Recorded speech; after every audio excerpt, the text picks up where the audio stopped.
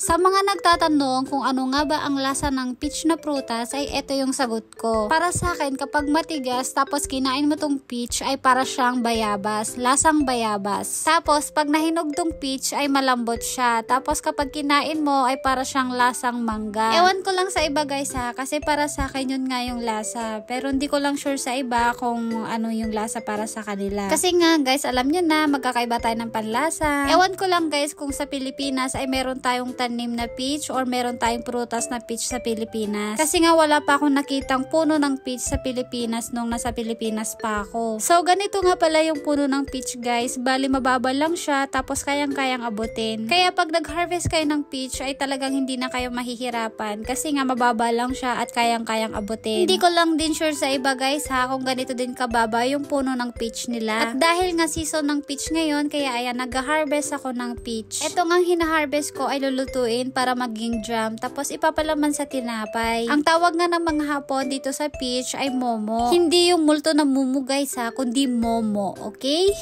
Etong mga hina-harvest kong peach pala ay medyo nasisira na sila. Inakain na nga sila ng mga insekto kaya nasisira na. Kaya eto inutusan ako ng biyanan ko na mag-harvest ng peach. At dito na nga po nagtatapos ang aking mini vlog. Kung nagustuhan nyo po itong video na to ay huwag nyo pa akong kalimutang i-follow. Thank you po!